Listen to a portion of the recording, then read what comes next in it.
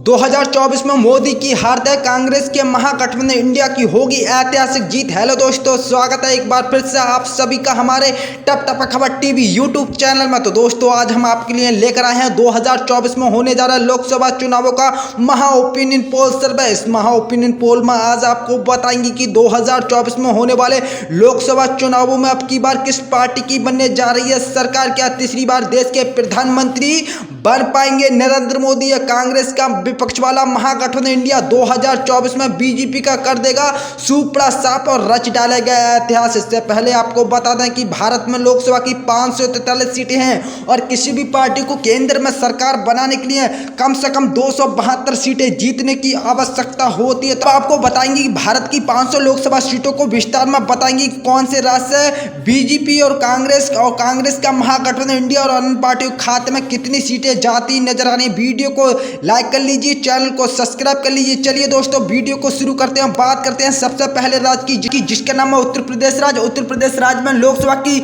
80 सीटें हैं। बीजेपी के एनडीए खाते में इस बार 45 सीटें जाने की संभावना है। तो भाई इंडिया महागठबंधन खाते में इस बार 35 सीटें जाती नजर आ रही हैं और अन्य पार्टियों खाते में इस बार 0 सीटें जाती नजर आ रही हैं। वहीं अगले राज्य की बात कर लिया तो अगला राज्य आता है महाराष्ट्र राज्य। महाराष्ट्र में लोकसभा की 48 सीटें हैं। बीजेपी के एनडीए खाते में इस बार 20 सीटें आने की संभावना है। तो भाई इंडिया महागठबंधन खाते में 27 सीटें आती नजर आ रही है। अन्य पार्टियों खाते में इस बार 1 सीटें आती नजर आ रही है। वहीं अगले राज्य की बात कर लिया तो अगला राज्य आता है तमिलनाडु राज्य। तमिलनाडु में लोकसभा की 39 सीटें हैं। बीजेपी के एनडीए के गठबंधन खाते में इस बार 5 सीटें आने की संभावना है। तो भाई इंडिया महागठबंधन खाते में इस बार तमिलनाडु में 33 सीटें आती नजर आ रही हैं और अन्य पार्टियों खाते में इस बार 0 सीटें आती नजर आ रही हैं। वहीं अगले राज्य की बात कर लिया तो अगला राज्य आता है मध्य प्रदेश राज्य। मध्य प्रदेश राज्य में लोकसभा की 29 सीटें हैं। बीजेपी के एनडीए के खाते में इस बार 15 सीटें आने की संभावना है। तो भाई इंडिया महागठबंधन खाते में इस बार मध्य प्रदेश में 14 सीटें आती नजर आ रही हैं और अन्य पार्टियों खाते में इस बार 0 सीटें आती नजर आ रही हैं। वहीं अगले राज्य की बात कर लिया तो अगला राज्य आता है राजस्थान राज्य। राजस्थान में लोकसभा की 25 सीटें हैं। बीजेपी के एनडीए के खाते में इस बार 15 सीटें जाने की संभावना है। तो भाई इंडिया महागठबंधन खाते में इस बार